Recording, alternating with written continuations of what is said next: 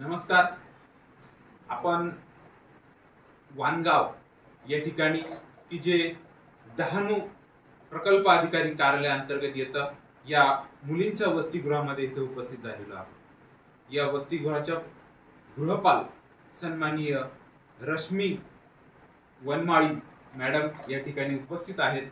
आज या विभागामध्ये संविधान व्याख्यान तथा संविधान जनजागृतीच्या अभियानामुळे या ठिकाणी आम्ही उपस्थित झालेलो आहोत. या मुलींच्या वसतिगृहामध्ये आल्याच्या नंतर या ठिकाणी एक आदर्श संविधानाचे जे काही पोस्टर्स आहेत ते या विद्यार्थिनींनी या हॉस्टेलमध्ये राहणाऱ्या मुलींनी या ठिकाणी बनवलेले आहेत.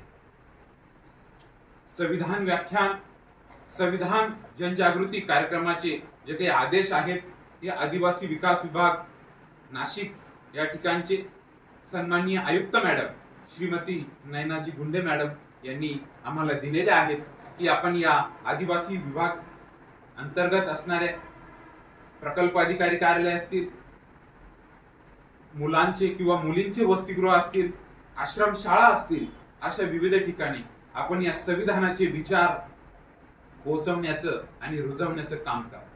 त्या अनुषंगाने आज या वसतिगृहामध्ये आल्याच्या नंतर काही स्तुत्य असे उपक्रम या ठिकाणच्या गृहपाल मॅडम यांनी या ठिकाणी सादर केलेले आहेत.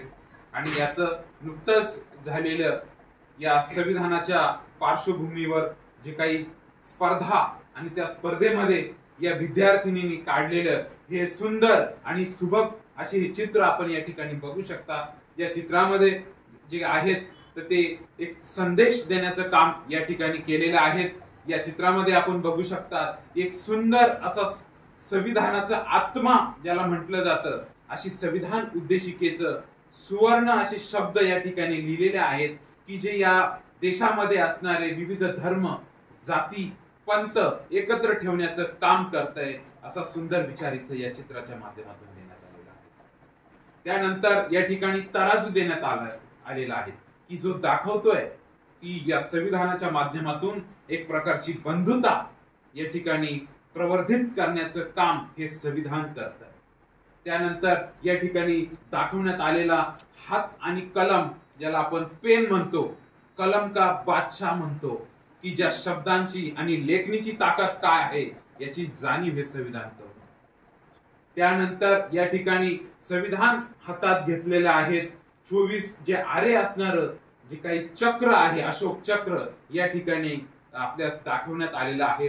सुंदर असं तिरंग्याचं स्वरूप या भारतीय संविधान दिनानिमित्त 26 नोव्हेंबर 1949 रोजी या ठिकाणी संविधानाची स्वीकृती झाली आहे तो देखील संदेश या ठिकाणी देण्यात आलेला आहे.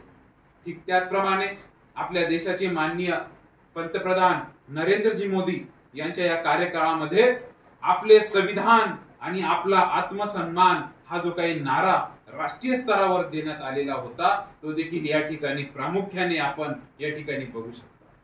आणि या ठिकाणी आल्याच्या नंतर संविधान चे विचार आपल्यापर्यंत पोहोचवल्याच्या नंतर मॅडमने आम्हाला सांगितलं की आजच्या आपल्या या कार्यक्रमाच्या निमित्ताने या पोस्टर जे काही सिलेक्शन झालेले आहेत हे काही मॅडम यांनी स्वतः मार्किंग करून केलेले नाही. हे पोस्टर जे आहेत तर स्वतः याचं वोटिंग झालेलं आहे. अशा पद्धतीनं प्रत्येकानं जे आहेत आपल्या चॉईसचे जो काही त्या ठिकाणी चित्र आहे याला वोटिंग करून काही सुंदर असे नमुने या ठिकाणी सादर केलेले आहेत. आणि मॅडमने आम्हाला विनंती केली की सर आपल्या हस्ते या संविधानाचे जे काही पोस्टर तयार झालेले आहेत ज्याचं यांनी चित्र बनवलेले आहेत त्यांना त्यांच्यातर्फे मेडल्स या ठिकाणी देण्यात येणार आहे. मुलांना आणि मुलींना अशा पद्धतीनं एक प्रोत्साहन देण्याचं काम या वसतिगृहामधील आदर्श असे गृहपाल सन्माननीय रश्मी मॅडम यांनी केलेला आहे.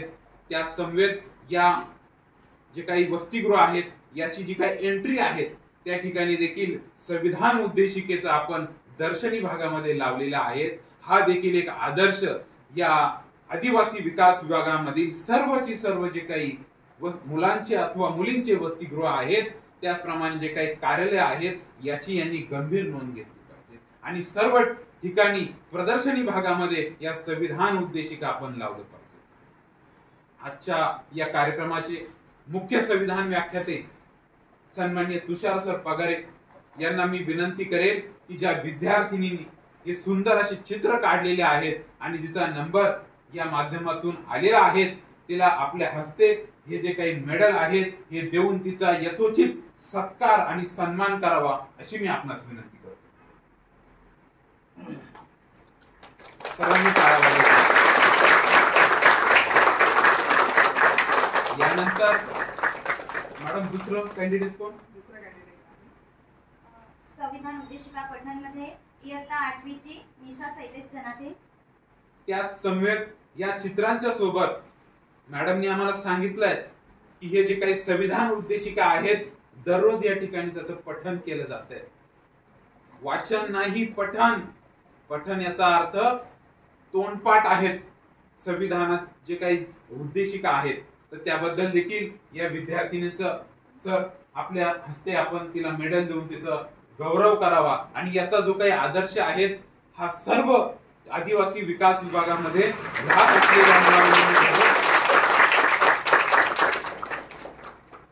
आणि मॅडम अतिशय सुंदर या ठिकाणचं वातावरण आहे, स्वच्छता खूप सुंदर आहे। आपण करीत असलेले या ठिकाणी लायब्ररी बघितली, महापुरुषांचे चित्र बघितले, हे सर्वची सर्व जे काय आहेत खरोखर वाख्यांना जोगता आहेत। मी आपले मनापासून खूप आभार मानतो आणि या आपल्या कारागृह या वसतिगृहामध्ये जे काही विद्यार्थिनी शिकत आहेत यांच्यासाठी आपण एक नवीन गोष्ट या ठिकाणी अंमलात आणावी